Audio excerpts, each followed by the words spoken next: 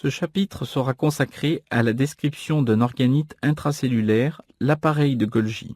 Nous verrons sa structure, sa localisation cellulaire et sa fonction, notamment dans la modification des protéines et leur adressage vers différents compartiments.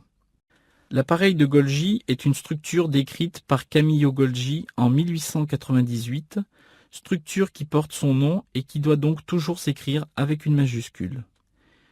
Il s'agit d'un empilement de saccules membranaires de forme discoïdale au nombre de 4 à 6 généralement. Ces saccules sont appelés dictyosomes. Un schéma très simplifié est représenté ici, mais nous verrons une description plus détaillée dans la suite de ce cours. Dans de nombreuses cellules, sa localisation est périnucléaire.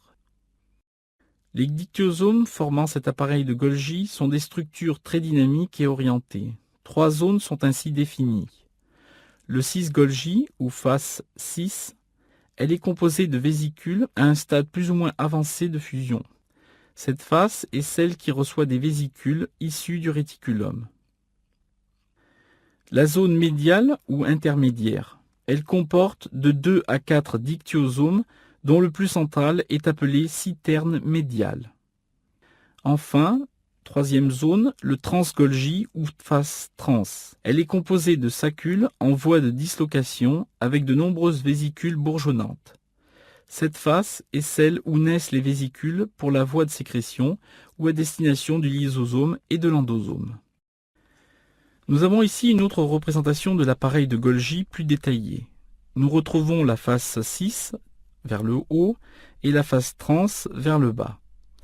La fusion des vésicules du côté 6 forme un réseau de tubules appelé réseau du 6 Golgi.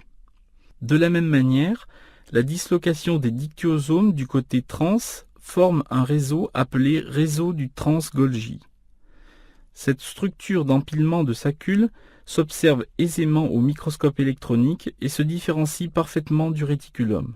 Vous pouvez observer cette structure sur les 2 photographies du bas. Il est également possible d'observer l'appareil de Golgi en microscopie à fluorescence après un marquage fluorescent par une protéine spécifique de cet organite.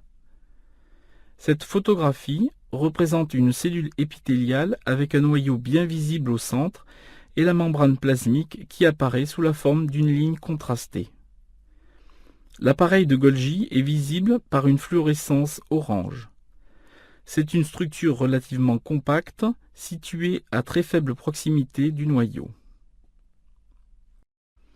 Abordons maintenant des aspects plus fonctionnels et notamment l'origine des membranes formant l'appareil de Golgi. L'appareil de Golgi se renouvelle en permanence à partir de vésicules issues du réticulum endoplasmique.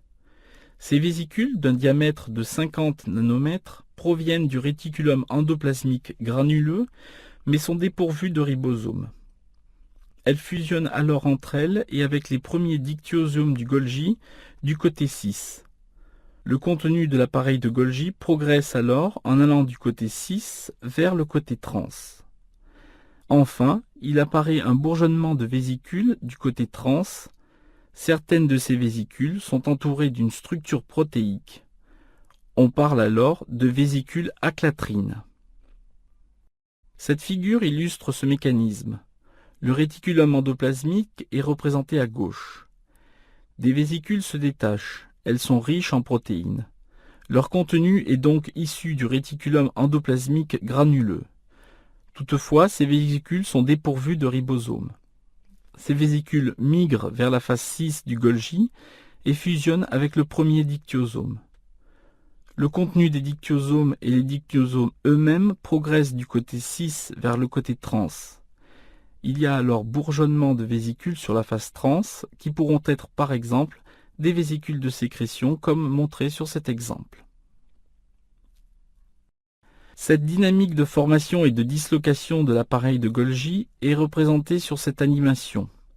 Vous suivrez la petite protéine synthétisée à gauche dans le réticulum endoplasmique schématisée sous la forme d'une petite croix bleue. Cette protéine va progresser tout au long de l'appareil de Golgi. À partir de la vésicule, cette vésicule va fusionner pour former le premier dictyosome de l'appareil de Golgi. Puis elle va migrer le long de l'appareil de Golgi en suivant l'évolution de ce dictyosome à travers cette structure. Et enfin, elle va se retrouver dans une des vésicules qui se formeront par bourgeonnement du côté trans de l'appareil de Golgi. Il est important de comprendre cette dynamique de l'appareil de Golgi qui est en constant renouvellement et non une structure figée. Nous distinguerons trois types de vésicules autour de l'appareil de Golgi en fonction de la nature des protéines qui les entourent au moment de leur formation. Les vésicules COP2, du nom de la protéine qui les entoure, sont représentées en bleu en bas du schéma. Elles sont formées à partir du réticulum et transportent des protéines vers l'appareil de Golgi. Les vésicules à clatrine, en rouge sur le schéma, bourgeonnent à partir du trans-Golgi et transportent les protéines vers la membrane plasmique ou l'endosome, un organite que nous verrons dans les prochains cours. Il existe également un mouvement rétrograde qui permet à des protéines de remonter l'appareil de Golgi du côté trans vers le côté cis, puis vers le réticulum endoplasmique. Il s'agit des vésicules COP1 indiquées ici en bleu. Ce mouvement rétrograde empêche les protéines spécifiques du réticulum endoplasmique de partir dans les voies de sécrétion. C'est un mode de recyclage également de certaines enzymes qui doivent rester dans l'appareil de Golgi et qui peuvent ainsi échapper à la dynamique de cet organite. Quelles sont les fonctions de l'appareil de Golgi? Il est le lieu de maturation des protéines synthétisées dans le réticulum endoplasmique, notamment par l'acquisition de modifications post-traductionnelles. Ces modifications commencent dans le réticulum endoplasmique et se poursuivent dans l'appareil de Golgi. Nous les détaillerons dans le chapitre suivant. L'appareil de Golgi est responsable aussi du trafic de membranes vers et depuis la membrane plasmique. Il est une source de membranes pour la voie de sécrétion. Ces membranes iront fusionner avec la membrane plasmique. Il reçoit aussi des fragments de membrane à travers la fusion avec des vésicules d'endocytose. Enfin, l'appareil de Golgi contrôle l'adressage des protéines. Il permet le retour de certaines protéines vers le réticulum endoplasmique ou l'adressage de protéines vers le lysosome. L'appareil de Golgi agit véritablement comme un centre de tri.